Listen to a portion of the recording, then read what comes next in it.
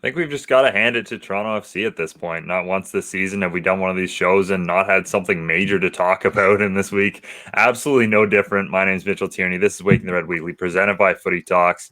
And on an international break edition of the show, have we seen the last of Jozy Altidore at Toronto FC? More injury problems, and of course, a big summer for both national teams. To help us break all that down, we'll be joined by Joshua Kloke of The Athletic. About 15 minutes or less. Can't wait to get his take on all the things Toronto FC and all these recent happenings. But first, as always, joined by Michael Singh, Jeffrey P. Nesker. I mean, I can probably guess how you guys are doing this week. Get out of how's here. it going? I hate you, Mitch. Mitch is just gloating after his Habs knocked out our Toronto Maple Leafs last night. And man, I'm still in a little bit of a state of depression here. Like, that was, I've been a Leaf fan my entire life, and that was pretty bad. That was up there. But I tried to turn to Toronto FC last night, see if I can, help, lift my spirits. Did not help. It did not help. Yeah, I think we're or at least you guys are banking on the national team at this point, and we'll get to them a little bit later on in the show because there's at least some hope when it comes to those two teams and what they've been up to lately as they go into a big summer. But I think we got to start with the biggest topic right now in Toronto FC going into this international break, and that's the Jozy Altidore situation. Begins with a report out of ESPN.com from Jeff Carlisle, who of course reported back in preseason that Altidore was potentially looking to move. He said this time that Altidore was training on his own after a confrontation with head coach Chris Armas. Altidore, of course, was not in the lineup this past weekend against the Columbus Crew. Toronto FC not commenting too much publicly on this, other than to say they're taking this international break to consider the best options for club and player as they go forward and try and sort this situation out. I guess thoughts, guys. I mean, we knew this was going to be an interesting season when it came to Jozy Altidore, but it just keeps the plot just keeps adding at this point. Keeps getting thicker, man. Yeah. I said this on our Twitter Spaces for anyone who managed to catch that after Saturday's game. I think Jeff and I and Mike Newell went for an hour and a half, 2 hours. A long time. My dinner was cold when I. It was a long time. Yeah, exactly. So there's a lot to really dig into here. What I will say, and I said this again on our Twitter Spaces, is that I don't believe that is the full story with Jozy Altidore. I think that's just the tip of the iceberg in terms of how deep that conversation went between him and Chris Armas. I think there's a lot more details that may come out. Maybe we might not even hear the full story, but I don't think that report by Jeff Carlisle does the entire story kind of justice. So, I mean, we've seen what's happened with Jozy Altidore in the past with this club, right? This ain't his first rodeo. Exactly. This isn't his first rodeo, and each time, let's think back to when he called out Toronto FC, Bill Manning in particular, for what was it, like banishing Sebastian Javinko's trainer, something like that back in 2018, and then obviously at 2020, which is actually one of my first days live on the beat, and one of my first times actually speaking to Jozy Altidore was when he called out the club for the handling or mishandling of Michael Bradley's injury. So Jozy Altidore isn't afraid to kind of put himself in the spotlight. And what a shame it would be to see another club legend, go out like this for Toronto FC. I'm gonna take advantage of your segue because you really want to believe that Jozy calling out the Seba trainer was pre-Seba leaving. It wasn't. It was after Seba had left. And like I said on the spaces, Jozy, he's outspoken guy, but sometimes you got to read the room, and you can argue about how and why he was given his extension, but to ignore that some of it wasn't knee jerk by result of Seba, Victor, Tim, the whole team jumping ship basically, would be a fool's errand. And when you look at the other players, and I'm gonna use Michael Bradley as an example here, working behind the scenes, not making his contract shenanigans about the team, being very careful to keep that in the back, and then taking a pay cut so that we could up on another DP. This has got to really aggravate the team in a really profound way, because not only do they trust him with money, but he was there when Seba made it about him in 2018. And I think this outburst supersedes Seba's outburst, right? Seba just took place in the locker room. We found out about it later while we were raging about the injuries and the CCL and the post MLS Cup hangover. Jozy's making it public during a pandemic year while they're playing away from home. I don't like that. I don't like that about this situation. It seems like, if you're going to poke a bear in a zoo, poke a bear in a zoo, but there have got to be consequences for stepping this far outside the lines when recent history has shown, that the club doesn't take too kindly that. If you're gonna poke a bear in the zoo, poke a bear in the zoo. Your analogies are the best in the game. Let me just point that out first. Listen, you can't have your cake and eat it too. If you're gonna poke a bear in the zoo, you're gonna get bit. The expectation that you're not gonna get any consequence for being an ass, it doesn't wash, right? So you say Jozy made this public. Was it Jozy Altidore that made this public? Even if he didn't, he didn't stop it from spiraling out of control. And the man is extremely online. So, if he's got the time to call out Taylor Twellman, he's got the time to put a cap on this. The fact that he didn't speaks volumes to whether, who cares if he instigated it or not, right? Like, yeah, he did do that. To your point, he did do that after the rumors this offseason. When Greg Berhalter came out and said that clubs are calling him to inquire about Jozy Altidore, and that was same guy. Jeff Carlisle put out the report where he had a coming together with Ali Curtis about his contract situation, and what did Jozy Altidore tweet? The Devils working overtime or something like that a day later. Yeah. This time we're not hearing any of it. So it, as Mitch kind of alluded to, kind of off the bat, could this be the beginning of the end for Jozy Altidore here at Toronto FC? And I think it's been the beginning of the end for a very protracted 3 seasons. I hate that it's ending this way, but I agree with you, Mike. If they can find a way, the details, the devil is in the details. And one of the tweets that said that TFC have been looking to move Josmer since the beginning of the season probably alludes to the fact they've been trying to move Josmer for a lot longer than the beginning of the season, and they haven't. And you've said if they can find a way, and at this point, hurt egos are par for the course. Nobody is getting out of this with clean hands. If they can find a way, it's probably for the best for everybody involved. Mitch, what are your thoughts? Because you're staying silent down there, buddy. Well, Mitch loves Don Dwyer, and that means Dwyer jumps up the depth chart.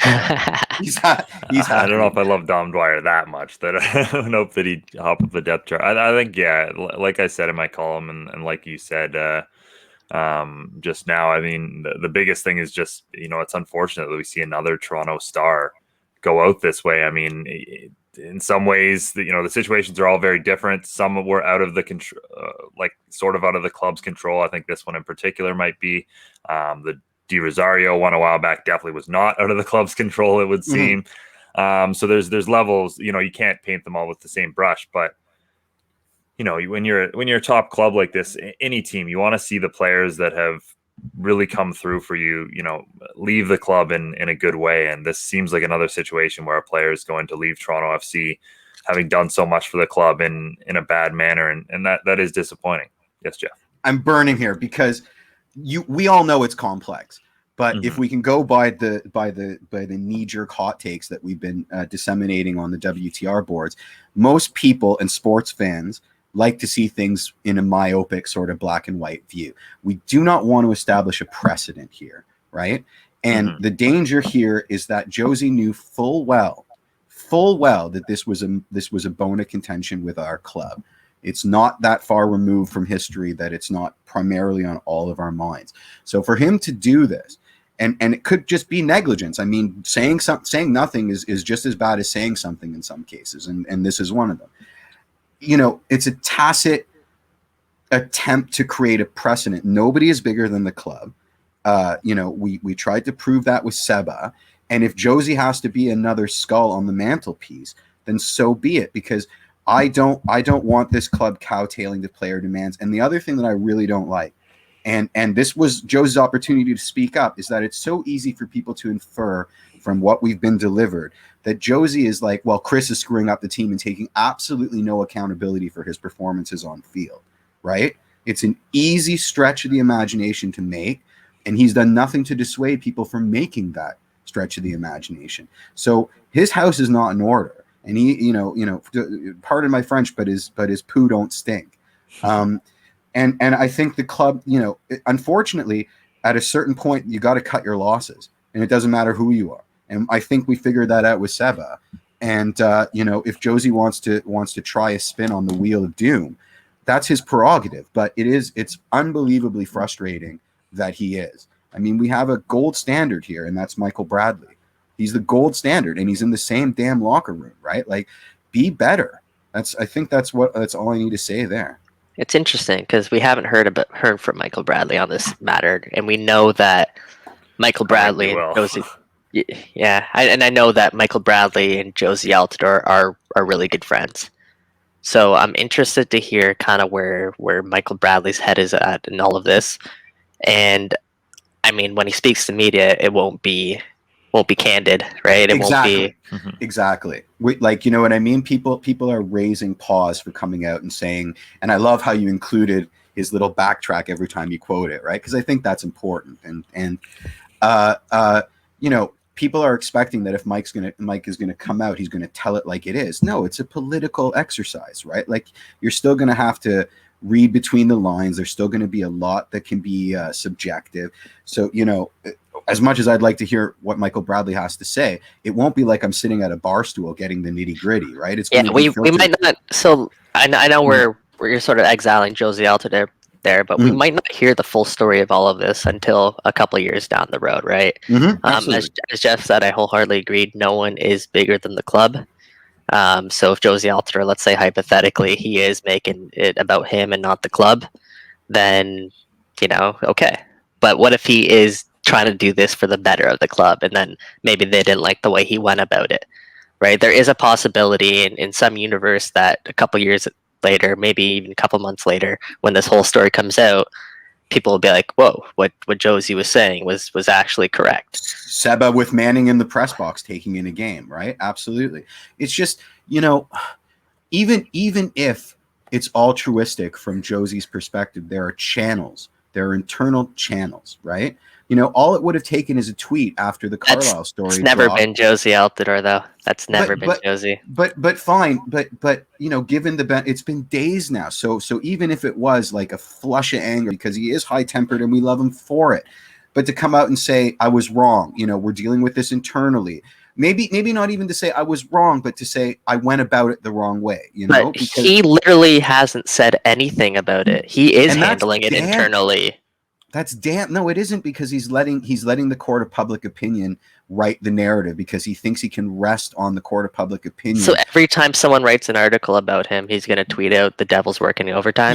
That's a very, very, very fair point.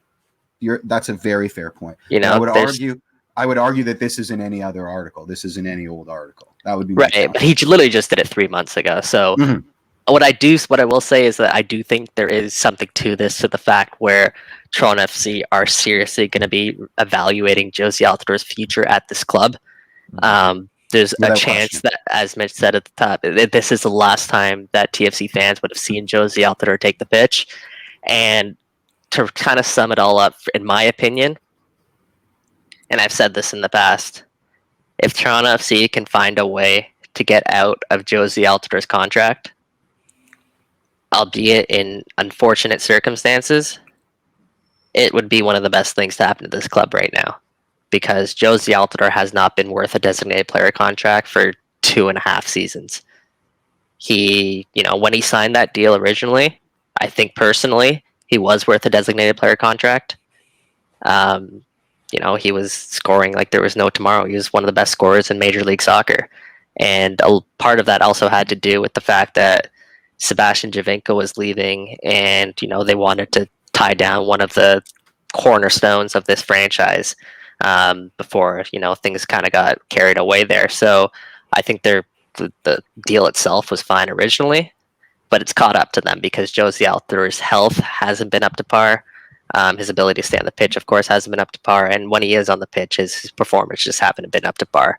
So if TFC can find a way to get out of Jozy Altidor's contract, bring in a player like a Pozuelo or a Soteldo up top, I mean, this team gets that much better and gets that much closer to winning a championship. So in my opinion, if they can find a way out, like just strictly soccer speaking, it is better for the club. But the fashion they're doing it in, it's not ideal. I agree. Yeah. No, I absolutely agree. I think that's all fair, and we do know Toronto FC have at least entertained moving Jozy Altidore since the start of the season. They've at least looked into it based on a number of reports and things we've heard. So I think it's starting to get more towards the point where this is fairly inevitable. I think the club was also trying to have their cake and eat it too. I think they were looking at situations where they would get a transfer fee, where they'd be, put him in the shop window, have him succeed, and then move him on. Because right now they're looking at a serious loss. But I think that we've crossed that bridge, and at this point they're now entertaining offers from anywhere. I mean, I know he has a no trade clause within MLS. But I think they're leaving no stone unturned now, and they'd be willing to take a loss just to get him off the books. And that's sad. That's really, really, really sad. But I don't think anybody's blameless in this situation. I don't know where the pendulum lies. I was very much on Team Seba until a lot. I mean, Victor was a foregone conclusion. I mean, the guy wanted a paycheck. We got him for a song. He got us the championship. It hurt. It sucks. It's terrible watching him with the Galaxy, but no one stood in the way. Seba was trying to game the system, and he was a lot more insidious than that. So, only when details started to come out about what he was doing inside the locker room did I really start to change my opinion on Seba on his way out. My issue with Jozy, I'm not going to walk in circles, is he should be better. You should know better. I mean, you're an adult in a professional capacity. I know that you're a hothead, but sometimes you got to eat the shit sandwich. I'm sorry, I swore there, but sometimes you do. And if you really love the club and you really, listen, everybody's burnt out. We're all so burnt out, but be better, man. Like, it's a pandemic. Yeah. You're playing in Orlando. Like, be better. It's not about you. It's interesting that you said that we're going to take a loss hypothetically on Jozy Altidore. I mean, perhaps. But I think in the global transfer market, we look at the price they paid for Jefferson Soteldo. You're going to make that up in the transfer market because you can go after clubs who are financially, burdened right now because of the global pandemic. And I think you could find deals around the world that would help you make up that loss. Like whatever it is, like 2-3 million, whatever that loss would be. I don't think it would be anything significant. Like, what are you getting for Jozy Altidore? You're not. Like, when you say loss, I'm interested. What are you basing that off of? Well, I mean, we won't get a transfer fee. That's for sure. They'll leave on a free. He's 31 years old. Yeah, no, that's fine. But he's still Jozy Altidore, right? Like, it's still saying goodbye to that imaginary influx of cash. If anything, like, if they can get out of this contract, they're saving. Well, that's what I mean. Like, in that's sweat worth equity, more than in his BS. fee. I agree. I absolutely agree. But before, they were trying to have their cake and eat it too. They were trying to get rid of the hothead, but at the same time, fill their coffers. So, or they believed in Jozy Altidore and that fact he could bounce back. Sure, right? But I do think that it's been a long time since the front office truly and honestly believe that, and that's just supposition on my part, but like, we're talking years here, you know what I mean? That's in 2019 he was pretty good. Oh, I'm not talking 2019, I'm talking 2020. I think pandemic years is in the 2 years. Yeah. In a pandemic, again, it's supposition on my part, and it's arrogant supposition in my part, but I think, in the same, let me put it this way, in the same way that we've heard from a bunch of coaches across all sports that this was like an extended preseason camp and it brought the team together and all those wonderful buzzwords, I do think that when you're all in the same room together, you get a lot sicker of the worst parts of somebody's personality a lot quicker. Mhm. That's a lot So- of Jozy Altidore slander, man. That's a I'm not lot. slandering. I love the guy. But would you want to be roommates with him when he's pissed off? You know what I mean? Would you want to sit across at the cafeteria when he's in a bad mood? I don't know. For maybe for 2 days, but by day 5, I'm like, dude, I'm gonna eat outside if you're all Your right. analogies are the best in the game, man. The best in the game. Thanks, buddy. Thanks. Is our boy Josh here? Not yet. Oh no, yeah, there is. Oh, perfect. Perfect time. After We'll get timing. we'll get his thoughts on this entire situation once he's there. Now joined by the Athletics, Joshua Kloke. How you doing, Josh? What's up, guys? Sorry I'm late. I don't have anyone to blame but myself. I have no child here. I have no things to do. Are you still in mourning like us about last night, or what? No, not really. I think over the past few years I've kind of become numb to these things. No, it's obviously. I mean, are we talking? We're obviously talking about the Leafs, right? Or are we talking? Both, honestly, at this point. Yeah, I don't know. I'm a fan of other things. I'm a fan of a bunch of teams and bands or whatever, and I love being a fan. And I can't imagine a more excruciating fan experience than being a fan of the Leafs right now. I mean that. Like you wake up today. And it's just like I can't imagine. Like, is this what it was like to be a Chicago Cubs fan? Is this what it was like to be? I mean it. Like we are. Yeah, Red Sox. Yep. We're really entering that kind of realm of the belief that like this team can really, really, really do no good. And it's man, I can't imagine what it's like to be a real fan. I have, like we all do. I have a group chat with a bunch of high school buddies who are all very loyal Leafs fans, and like there's just sadness there today. It's just sad. It's Not just anger, sad. not anger, Yeah. sadness, and like that's I don't know. I guess I kind of find it strangely entertaining. It's all part of the experience.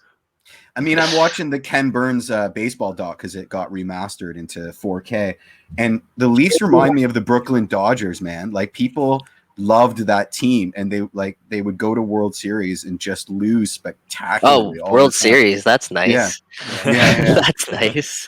Well, kudos to you for having 3 years on your hands to get through Ken Burns baseball. Oh, it's so good, man. It's so good.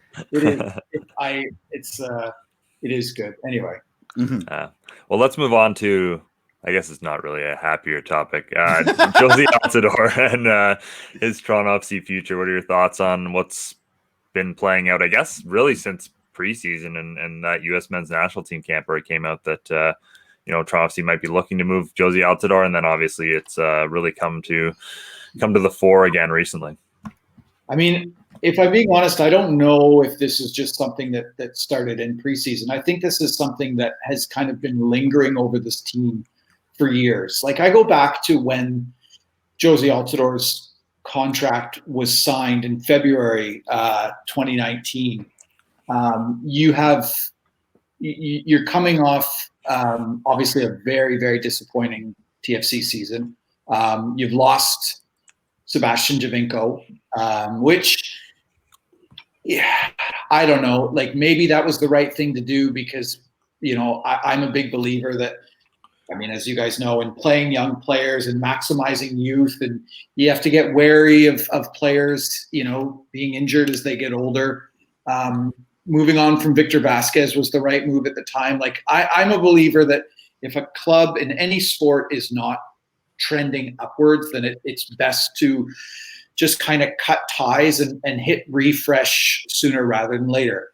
And I remember in doing the reporting for Come On You Reds, I remember one of the things that stuck out was Tim Bezbatchenko saying one mistake that he believed past regimes with TFC made was kind of capitulating to fan interest and making decisions based on how they thought they would play out with fans. And Bezbachenko said that was something they never tried to do with TFC. Re-signing Jozy Altidore felt like a move that was done to appease fans, both because of the loss of Sebastian Giovinco. You want to save face, and this was very much a Bill Manning-led signing. The trouble with that is you're 3 weeks off, a month off, hiring a new GM, and if you don't allow that new GM, Ali Curtis, to kind of have a say in, or you do allow him to have a say, but if you don't allow like everyone to kind of work together and work on the same path when it comes to huge club signings, you are sure to create troubles down the road. Mm-hmm. You couple all that with a player that is injury prone. You couple all that with a player that has a history of, thinking about himself, and he does a remarkable job at winning fan interest. And he's at his best. He's an incredible goal scorer. And I think if Jozy Altidore is healthy and motivated, there are a few goal scorers like him in MLS. But this whole thing seemed like it was going to be an issue from the start. This is not, to me, that the warning signs did not appear in preseason. You know what I mean? So that's a long answer to a short question, but I guess we shouldn't be surprised by what's happening right now. Right on. And Josh, speaking of injuries, you asked a very good question to Chris Armas in last press conference, and that was why the Venezuelan Soccer Federation were the ones to disclose the Jefferson Soteldo injury so close to a Toronto FC match. In general, like we think back to even the Pozuelo situation, have the club done themselves any favors in the way that they've handled injury disclosure, I guess, sort of this season, or is that just a non-issue for you?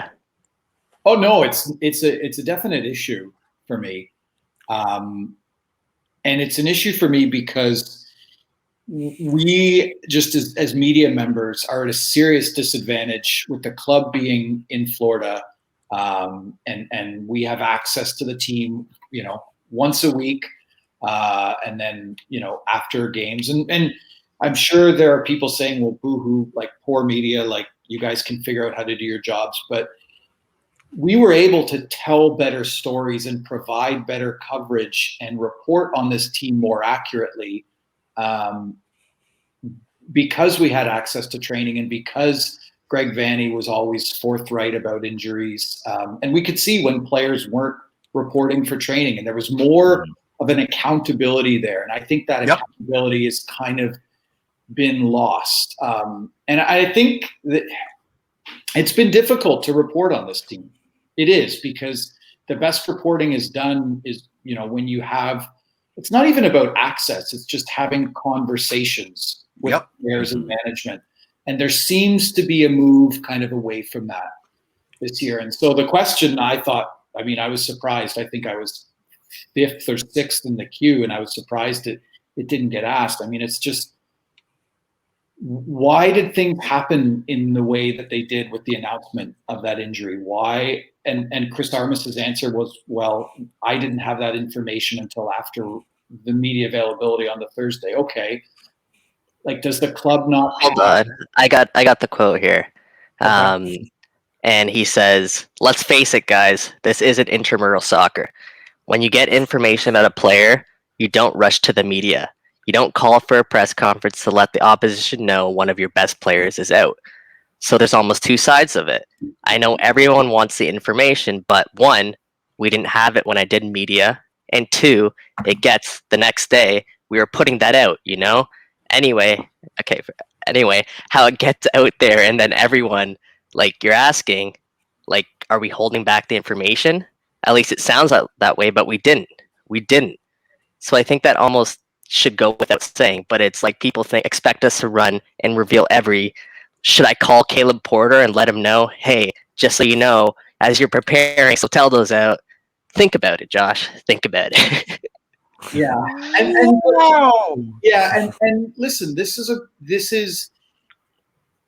byproduct of the Zoom press conference era that I think we're all looking forward to moving past. Is that could have been a conversation between the media and Chris. And it's difficult. Chris Armas comes in, and I don't think any of us in the TFC press corps have met Chris Armas.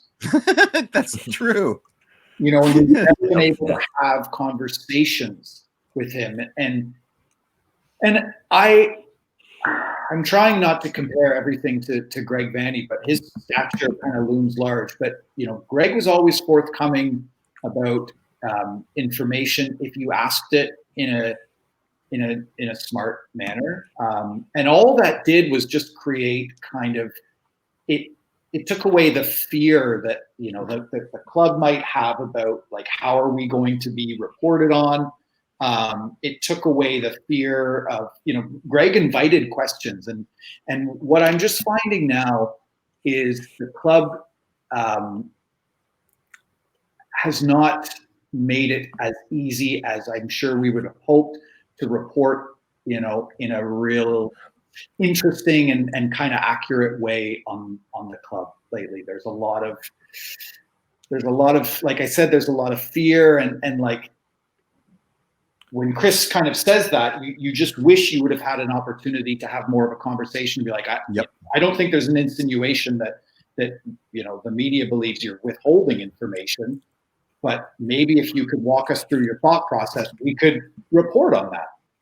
You know, it's not that, you know, we want to put it all. Actually, it's funny. Like I remember growing up and kind of studying journalism, I was always fascinated by the way that soccer was reported on in England, because it just seemed like if there was one little juicy bit of information, it turned it into this huge kind of speculative thing. And I'm like, that sounds terrible. Like that. And it in a way, it feels like we're slowly moving towards that, because, and it's not even about an access thing. Again, it's not an access.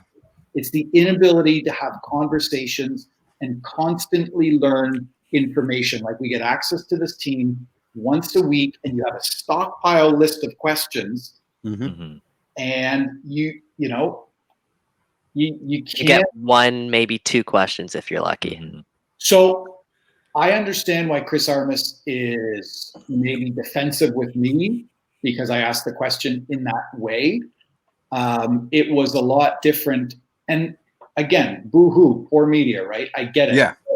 You know, we were able to go to the training grounds, even on regen days, and ask questions and just gather and just report in a much more educated manner. And I don't think a lot of people feel like they have the opportunity to do that. I mean, I really hate the poor media aside, because in a perfect system, I mean, the media is responsible for getting eyeballs on your product. So to be adversarial against them, you know what I mean? I have a I just don't like the poor media thing. And it's not that you said it. It's just, I hate it as a retort from the powers that be. Like, Chris doesn't know us either, right? Like, we haven't met Chris, but Chris hasn't, like, and I get that. Like, I would be naturally kind of distrustful of someone like this. Sorry, but like, does Chris Armas know what any of us look like? Are we just voices? Disembodied ringtones. Yeah. It's a very weird process. So I don't know what the answer is yet, but I think that there's a lot of kind of I don't know. There's my sense is there's a lot of finger pointing going on within the club right now, because of the poor results, because of the continued drama that's kind of happening off the field. And, you know, I do think that just if the team wants to kind of move forward in a positive way, and to kind of decrease that kind of finger pointing, I think I don't even want to say allowing the media, but giving the media an opportunity to report more in an in-depth manner, because that's what we're lacking right now. Again, it feels like that kind of English tabloid way where you get one little piece of information and then you take it much further than you should take it, because you don't have the conversations that allow you to become educated about the club that you want to report about in an educated manner. Yeah, it's also a perfect storm of frustration, right? The team is frustrated, media are frustrated, fans are frustrated. You were there, so I'm going to ask you directly. People are saying that this is the new 2012, and I mean, if you look at the stats, right? 2012, we got 0 points from 30 at the outset. Right now we're at 5 points from a possible 21. I'm always like, well, we also had a really slow start in 2017. So I guess my question is are we in the new 2012, or is this, pandemic aside, just speaking about results on the field? I never thought TFC were going to be a playoff team this year. Okay. I never thought they had. I thought there was a lot of things working against them, and it kind of reminded me of like the 2017 Blue Jays, where everything has to break right. A lot of things had to go right for this TFC team, and I looked at it and I said, you have a team, new manager, so there's going to be a learning curve there. A new manager that's asking a team to play a drastically different style, a style that requires a ton of running with a veteran team in the Florida heat. When you look at all those things adding up, again, I don't like, it feels like a bit of a perfect storm, but should we not have seen this coming in a way? So is it 2012? There's shades of Aaron Winter there, I guess, because, this is Aaron Winter was very, I don't want to say stubborn, but he believed in his approach. And I like the idea. I do. I like the idea of a team that runs and is aggressive and is entertaining and plays like kind of a high throttle, exciting brand of football. I like that. I don't think you have the personnel to do that right now. And it feels kind of like a Band-Aid situation. So again, I don't think anybody should be surprised. I think people were surprised in 2012, because there was a bit of talent on that roster, and you had players, you had Kubermans. I don't think anybody should be surprised. What do you guys think? Do you think they're a playoff team? Nope. I do think they're a playoff team. I think this team is the highest spending club on paper. And I think, they were up until 4 matches last season. They had 4 matches remaining, and they had a 60% chance at winning the Supporters' Shield, according to 538. So I absolutely think there's no reason why this team shouldn't be a top 7 team in the Eastern Conference. And dating back to 2012, just looking back at it, they finished with 23 points that season, 5 wins. This is not that team. There's 27 games left in the season. Every game they've been in MLS, except for that New York Red Bulls game, they were in it. And, they arguably played good enough to win against Orlando, arguably played good enough to win against Columbus in the second half at least. So I think, and this team also hasn't dressed all 3 of their designated players for 1 match this season. I agree with you. And Jonathan Osorio has only played 84 minutes this season. I agree with you, and I do. The designated player one is a big one. Again, if Jozy Altidore is one of your designated players, that's a question. I look at, and I agree, we haven't seen enough of Jonathan Osorio, who still remains one of the better players on this club. My concern is that and I know it's just a very kind of introductory stat, but when you look at some of the underlying numbers, like their expected goals, they're not underperforming. They're kind of right where they should be. Mm-hmm. And that's where I think, and again, like expected goals do not dictate, the way a club should be viewed. It's one part of it. But I look at that and I say, if this team was underperforming, right? If they weren't converting on their chances, then that's another thing, right? Then you say Soteldo's going to start putting them in.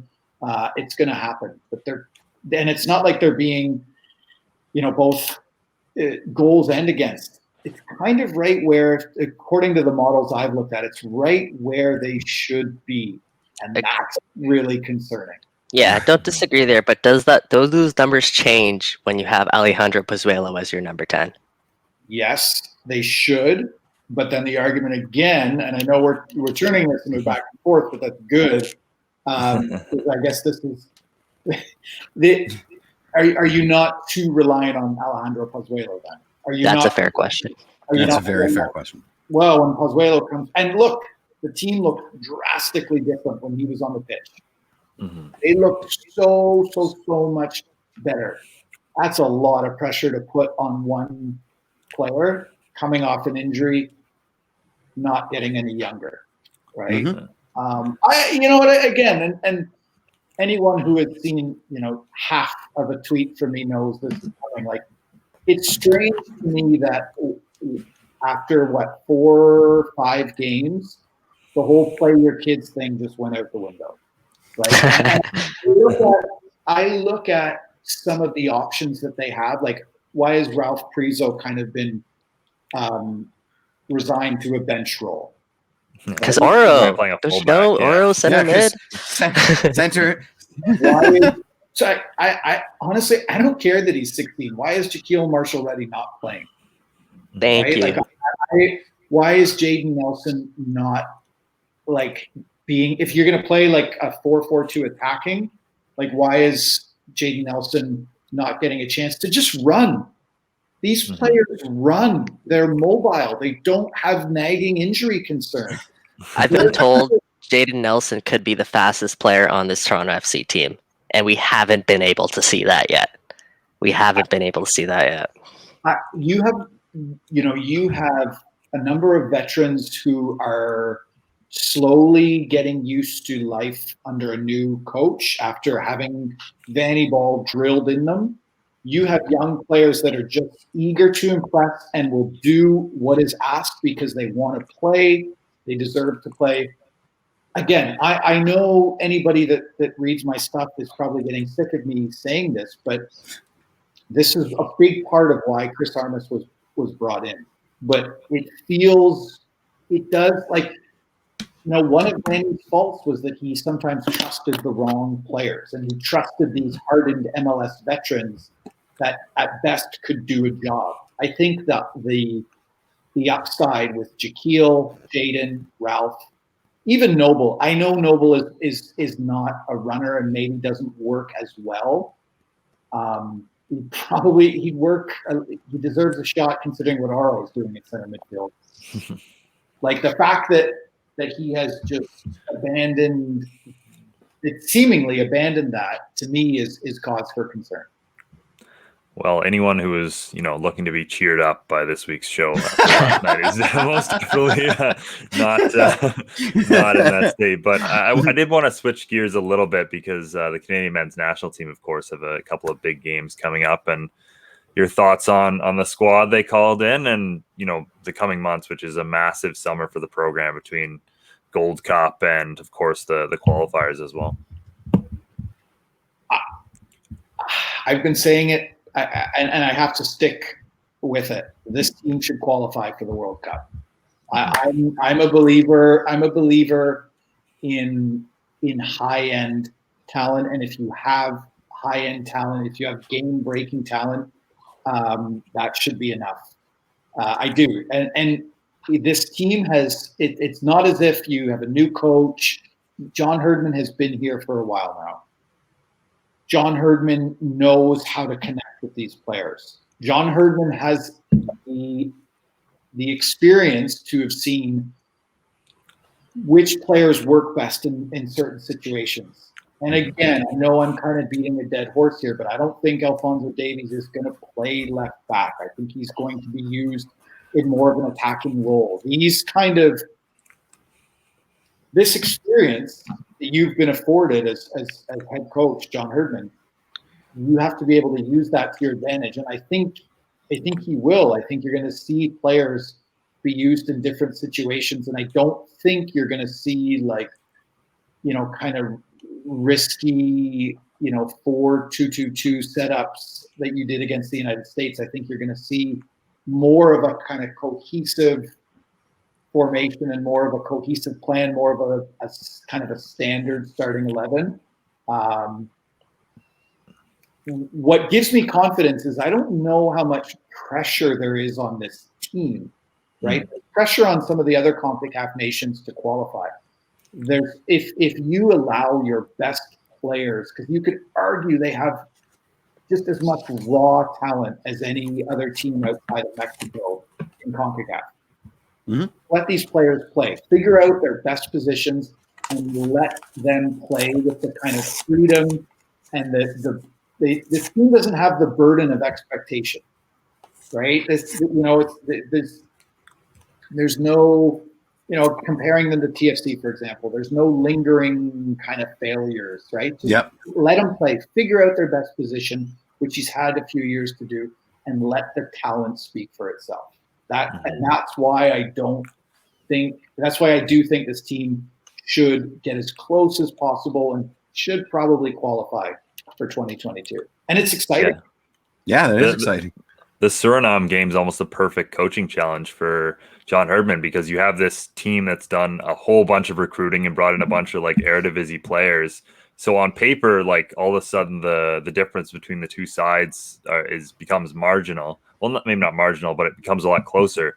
So then it comes down to how do you set up your team, the culture he's been building through all these years. So that's going to be a fascinating game for me. I think, it's obviously one that, like you said, Canada should win fairly comprehensively, but it could be a tricky game. And again, it comes down to what Herdman's built here in terms of how they fare in that match. Yeah. And again, like, to me, it just comes down to whether he can make adjustments on the fly. But I look at that. I look at his bench. I look at his depth. You could say there are some holes in the back, but I don't think we're ever going to, I don't think we're ever going to have a men's national team that, we're not asking questions about the back. But this team should be able to outscore opponents.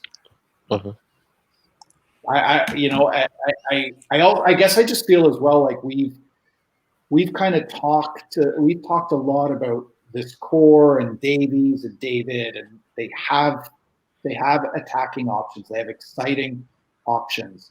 And I don't even think this is a matter of like, now it's the time to do it.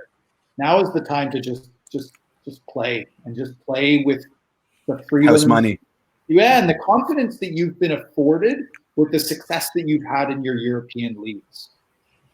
Like you have to allow Alphonso Davies to have more of a voice in the room. You have to allow Jonathan David to have more of a voice in this room. Now is the time to just let these players grow and just be like, embrace your identity as just an exciting, fun, young team. Don't overcoach them.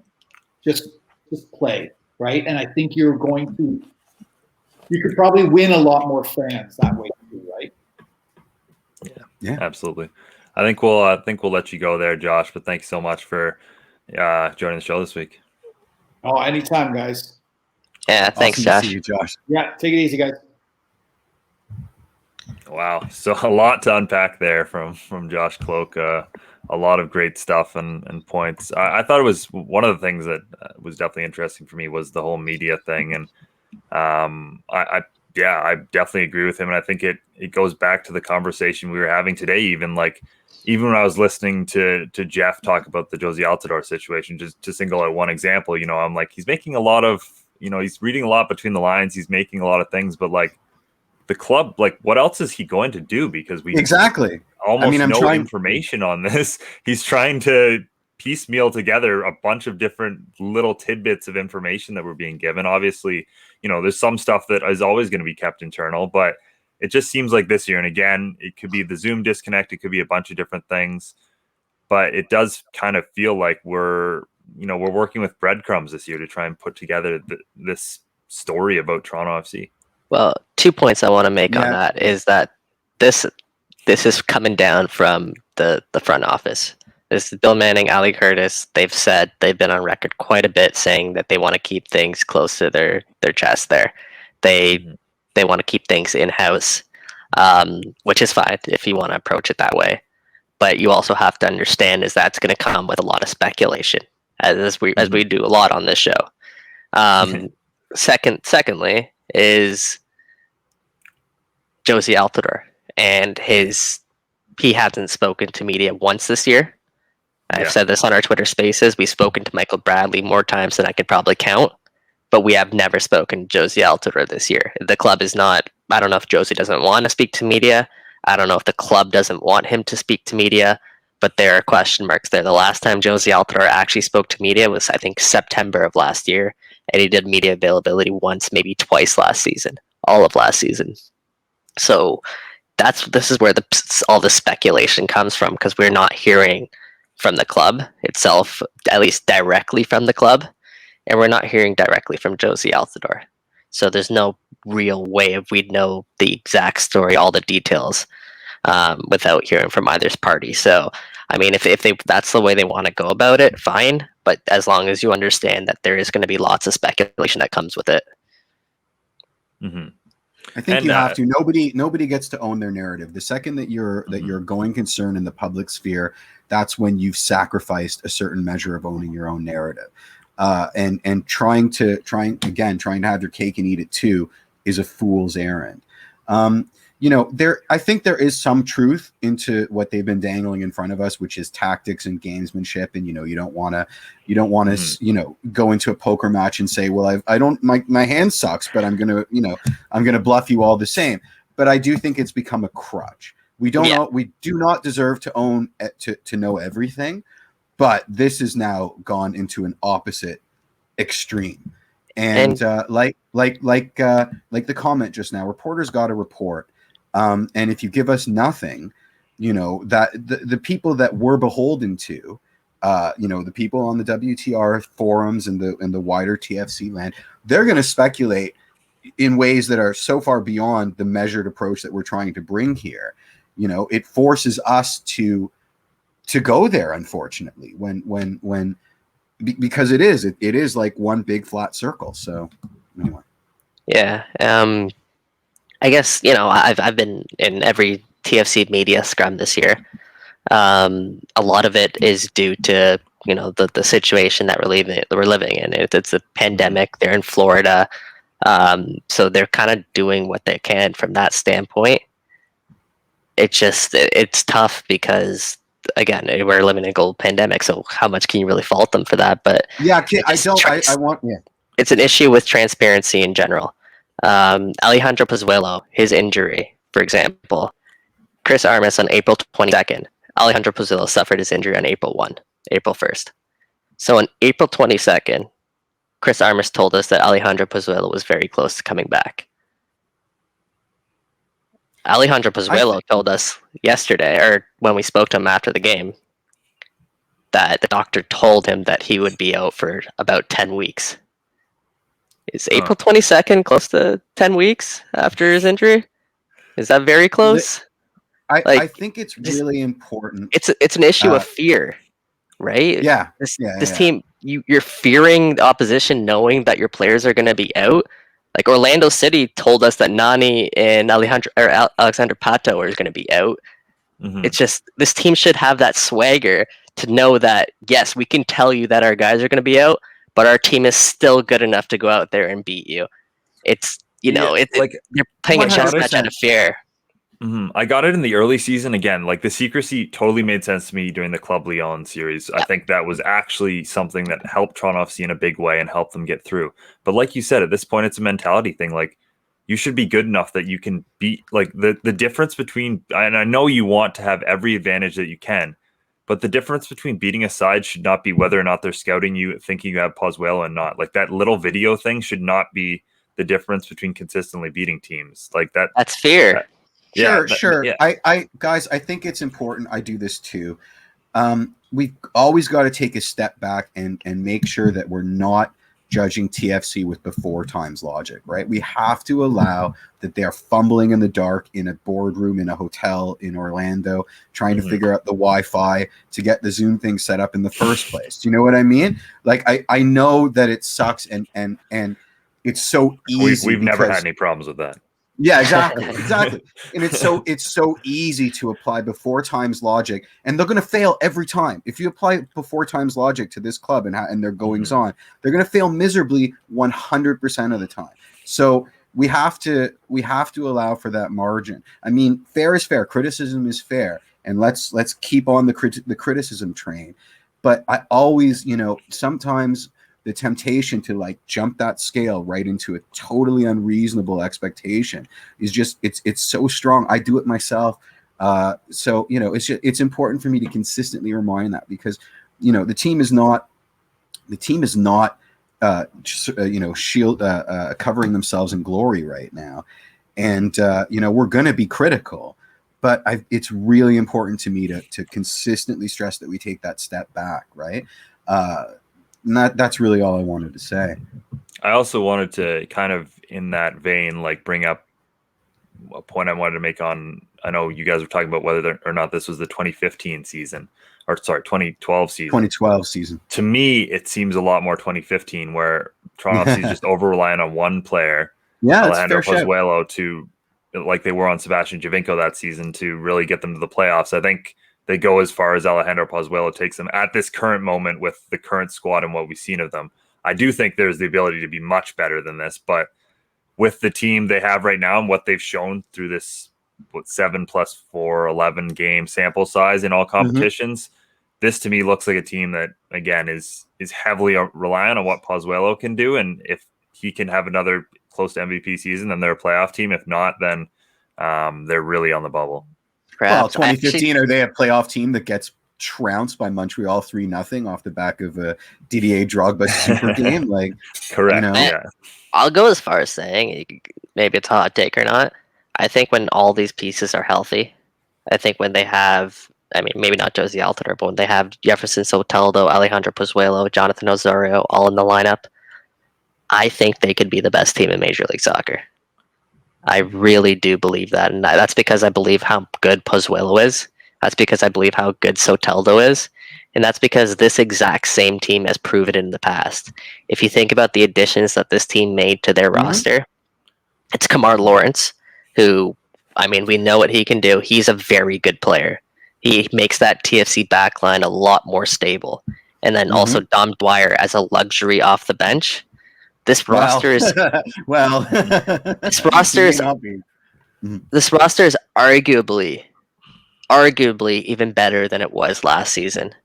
And like we said, they were 4 games away from winning a supporter shield. Mike, I'll take it one step further. Why can't we be the Sounders? I mean, we get compared to them all the time. Why can't we be the Sounders? Like, we can suck all the way to the summer transfer window and then just have a run right to MLS Cup glory. I think it's in the cards.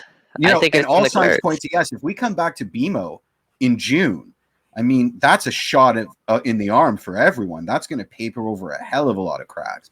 So, in the same way that potentially being in Orlando has turfed the beginning of the year, you can hold out hope that the reverse will hold true for the second half of the year. And that makes a huge difference, right? Is something we often overlook, is the fact that this team is not playing at home. Huge difference. Yeah, massive. Yeah. Massive difference. I mean, look at how they wilted in Orlando, in their home ground, becoming hostile, right? I mentioned it on our Spaces show. If they've had a bad day at the office in Florida, where everybody can go to Señor Frogs and get wasted at like 4 in the afternoon, almost again, and then called their wives and kids at home and expect to be propped up, but instead get like dragged into the muck of whatever Doug Ford said or this and that nonsense. Like, it's coming from all sides. These are not as much as we'd like to believe that they are the brass statues that we'll make of them later. They're human beings with feelings and thoughts and moods and all that other nonsense that makes us fallible. So legitimate reasons, but like, there are still fixable issues with this team. Like, that doesn't being away from home. Excuse them. Yeah, being away from home doesn't excuse Chris Armas's decision making. They're putting Aro Jr. at central midfield for the 3rd straight game when you have other natural center midfields on the roster. Absolutely. I mean, he can say whatever. Like Pep Guardiola, he has midfielders. Like, you're not. No offense to you, Chris Armas, but you're not Pep Guardiola, so that reference doesn't really add up. 2, TFC is not Manchester City, and they don't have the players that Manchester City have. Aro Jr. is not the equivalent of Kevin De Bruyne playing a false nine. It's Yeah. not the same. Nope. And it hasn't been working out. It hasn't been working out. Okay. There are better options there at central midfield. That So But also the remember- Alex Bono and Quentin Westberg dilemma. Why is Quentin Westberg not given a start in the first 11 matches of the season? Is this team being set up for the success? And that does nothing to do with home field advantage. Okay. When Ryan came to work for us, one of his first articles for WTR was comparing the Armas hire with Klopp at Liverpool. And if you go back on Twitter and look at the tweets when Klopp had his first season at Liverpool, they wanted to fillet him. I mean, they were like, I can't believe my team made this decision. What the hell is wrong with Liverpool? You know, there is a certain modicum of patience that we need to have for an aggressive system such as this. Now, do we put our faith in Armas for a season and a half and 6 more transfer windows, and then we eventually sack him and our team is the Red Bulls? Or, you know, these are the things that we have to deal with. The fact of the matter is, I'd like to think the front office considered all of this. They knew that they weren't playing from home. They knew that they were playing in the Orlando Heat. They knew that they were off the back of a whole year of doing this. You know, Vanny didn't leave at the opportune time, but when is there ever an opportune time? You know, I would take a full season of Armas square peg round holing into oblivion over the knee-jerk regime changes that we used to experience here and that are par for the course in like the Brazil Premier League and stuff like that, where coaches last 4 or 5 games before there's a turnover. I think, you know, but you have to be smart about it, and we can argue about whether they're going to be smart about it or whether they can see the forest for the trees. I think it's way too early for the Armas out calls. Way too early for the Armas out calls. We bet on this horse for better or worse. We need to see it through to some sort of completion. Well, let's finish up the show very quickly, just talking about Canada. no one wants to go off that. No, I just ended the show. Summarily ended the show. I mean, if you want me to just comment quickly on it, is that James Grossi was on our show, and he told us, even when talking about Greg Vanny, he said sometimes it takes 2 years, up to 2 years, for a coach to really see what a coach's vision, because they're really inheriting a roster from before that wasn't really made for them. So I do believe that this team will get a lot better. I do believe the pieces that Chris Armas has brought in so far and Ali Curtis have brought in have been really good additions to this squad. I think every piece so far that they've brought in has shown that they can not only compete, but even be a starter on this team when given the right opportunity. So I think, yes, we do give Chris Armas absolutely a longer leash, but that doesn't mean we can't ask hard questions along the way. Absolutely. If these hard questions continue to pile up, then the questions will get harder and harder. And if you're making decisions that simply, you know, don't make sense, like the fact that Richie Larea playing higher up the field is like a revelation. Yeah, it's like an epiphany. Oh my God, Richie Larea can play higher up the field. That's something interesting. Like, what do you mean? Have you not seen TFC the past year? Exactly. We're making a lot of assumptions. Like, that could have just, I mean, you were there, so I trust your assumptions. But at the same time, I like, maybe it was word salad. You know, a lot of us went. Okay, but regardless, when Richie Larea moved higher up the field, did it not all of a sudden work? Yeah. Like, surprise! Like, Aro's better at right back, Richie Larea's better at right wing, Mark Delgado's better at center mid. Is that a surprise to anybody? It isn't. But, you know, on WTR, people are like, well, you know, he said once we have 2 number 1 goalies, so we better hang him by his toenails because he's not playing Q. Like, I do not want to be held to that standard. You know, if I said 8 years ago that you know, I was thinking about buying a puppy, and then people are like, well, you never bought that puppy, so you're a liar. Like, that's an impossibly high standard to hold someone to. There's a very good chance that when he said it, he meant it, and then he saw something that changed that. Like, he doesn't owe us a Dear Diary entry for every decision that I think he owes the fans that. Mm-hmm. Especially when you consider the fact that Quentin Westberg was this number 1 goalkeeper the past 2 seasons. I think if he wants to do any favors with himself with the fan base, then you do owe the fan base an explanation for why you're making a different decision than what the fan base was used to the past 2 seasons. I think you'll do yourself a favor if you give an honest answer with that. He's not Greg Vanney, so already that explains why he's making different decisions than Greg Vanney, right? Like, I don't think he needs to come out and say, well, I'm not paying, you know what I mean? Like, but what if the answer is I hate him and he smells? Like, I don't want to know that. What? You know what if I that's mean? the answer, then you shouldn't be the coach. Okay. I mean, that's fair. But what if the answer is as petty as that? Like, I think it's more damage for, you know, or if the answer is as petty as that, then there's bigger questions we need to ask. Sure. But what coach in the universe is going to put himself in that kind of a position of vulnerability? Like, well, you know, let me tell you, the real reason why I don't like Q is he parked in my spot, you know, at the BMO training ground and he wouldn't move his car. Like, it could, you know what I mean? Like, I don't want to know that. But I don't want to know that. Like, I don't know. I think so the coach is protecting himself because he knows it's a dumb decision. Is that what you're saying, essentially? No, but I'm saying that the margins for us, the fans, who are usually like, I mean, there are fans that are like, I don't care what it costs in a pandemic year. You should buy out Jozy right now and get a new DP immediately, and that DP should be Lionel Messi, and I will accept no substitute. Right? Like, you know, Chris has to answer to that. That's even dumber than the Richie Larea comment about, you know, him being a revelation on the wings, right? That comes from a place where there's a tacit refusal to understand how MLS works, right? Like, any, you know, just shoot him into the sun. Like, forget about the fact that it's a pandemic year, and if MLSE spends millions of dollars, like just lights it on fire, it's a PR disaster for everyone involved, and the expectation that they're even going to consider that is so from space, it belies all reason, right? So I don't think when you say answer to the fans, that's the lion's share of the fans, that they, you know, they want their pound of flesh. That's the lion's share of the fans on Twitter. Well, that's the fans. That's not, you know, no, get out of here. That's not even close to the entire fan base, right? Okay, I agree with you. But, I think anybody who's watched this team the past 2 years is wondering why isn't Quentin Westberg given 100%. At least a shot, right? 100%. And if your answer is Alex Bono has been playing well, then, like, I mean, we're not dumb. Like, yeah, no, Alex Bono's been playing outstanding. Like, is he playing that well? Is it the fact that, you know, maybe Alex Bono is younger? Does he want to give him more of a run of play to get himself acclimated? Is it the fact that they want to sell him and he's costing them a lot? So put him. Well, no, you can't say that. But exactly, you can't say that.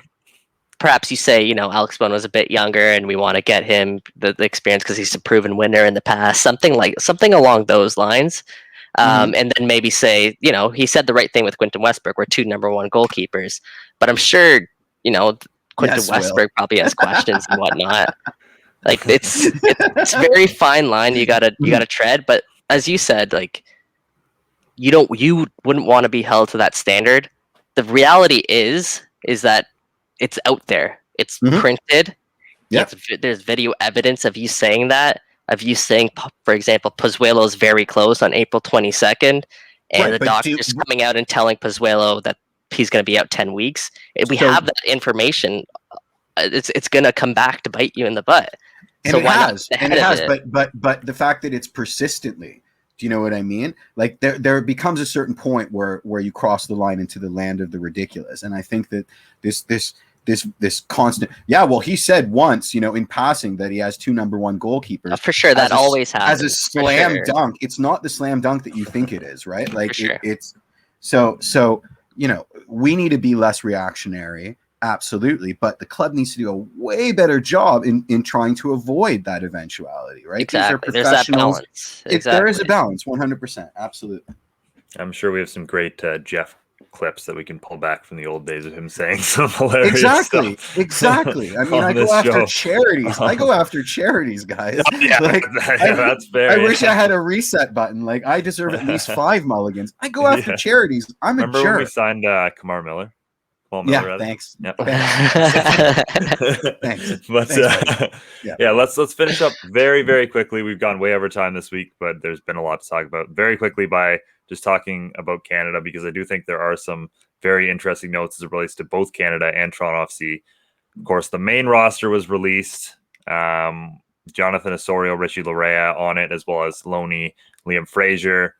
But I think for Toronto FC purposes, the more interesting part, at least recently, is the 10 players they called in to play some pre-camp friendlies against Canada, essentially help the main guys train. And that's a lot of young guys.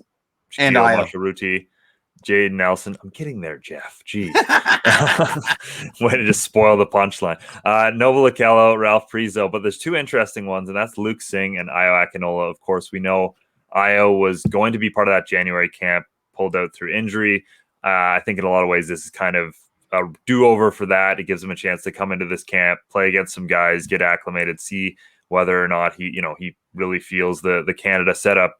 Luke Singh, what's going on there? You got called up for Trinidad, so this is an interesting one. I mean, I guess it's probably the same thing. Like Canada's giving him an opportunity, but like he could go into Canada camp and then get cap-tied like a week later. So it's a bit of a bizarre one.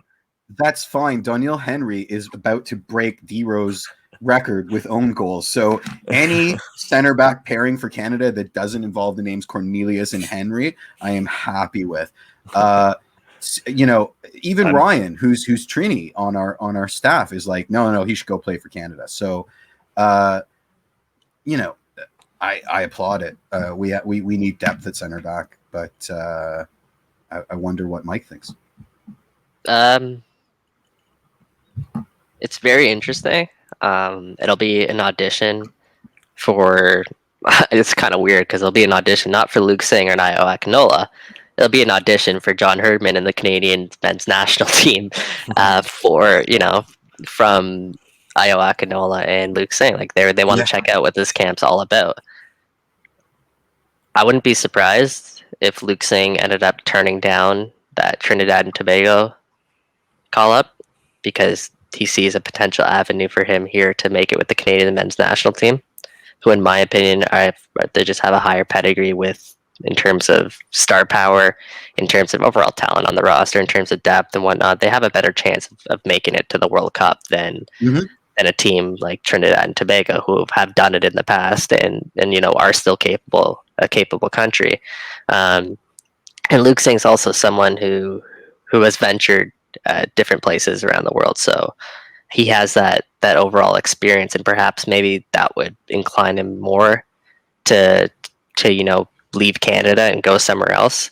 So I really don't know where his head's at right now, to be honest with you. That's something I'm interested to seeing, and I'm interested to see how this all unfolds. Great victory for Canada for getting both of them into their camp, even though it is just an extended training camp.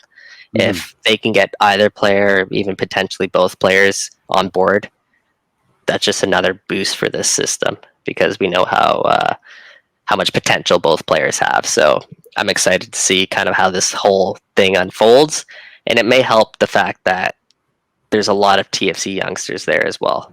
Yep. It's a culture that they're kind of building there, in not only TFC but also Canada Soccer. So if these guys can come through together, if they can all play for TFC together, there is that sort of camaraderie there that could be appealing to Luke Singh and Io Akinola. Yeah, I think Io's I think Io's higher up the depth chart in the U.S. than he is in Canada. That's I don't know about that. Will Sargent and Giassi Zardes versus Josh Sargent. What about Daryl Sargent plays guitar for Echo and the Bunnymen. Sorry. What about Daryl DK? He can do it in Barnsley, but can he do it at the Azteca on a hot Wednesday afternoon? Could Io Akinola?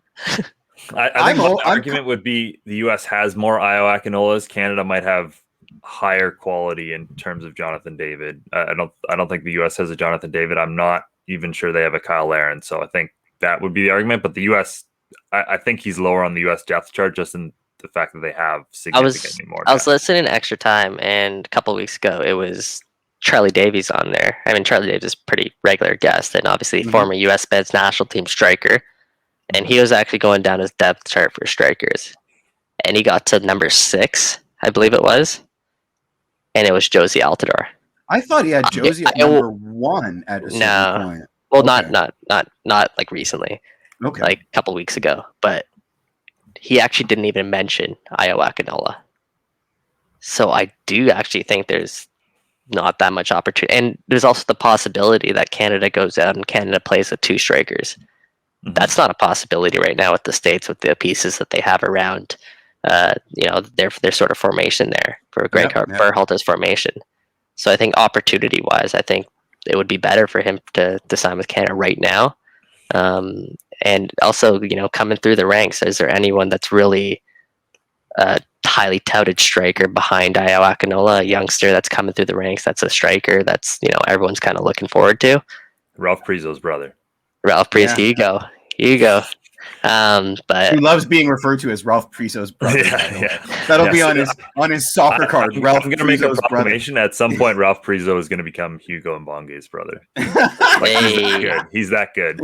But anyway, nice. TFC2 talk. We love it. We love it. Actually, shout out Garrett McLaughlin because he scored his 3rd goal.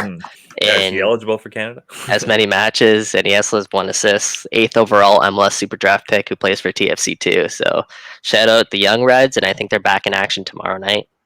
All right, well, let's wrap things up there. Canada in action on Saturday and then following Tuesday. So we'll have a little bit more coverage on next week's show before the decently big game against Suriname. But great to have Josh Kloke on again. A lot of good stuff from him about the club and everything going forward. Thanks again to Kevin, Sophia, and Edwin for the behind-the-scenes work that they do on the show each and every week. On behalf of Michael Singh, Jeffrey Punesker, I've been Mitchell Tierney. Enjoy the international break, everyone.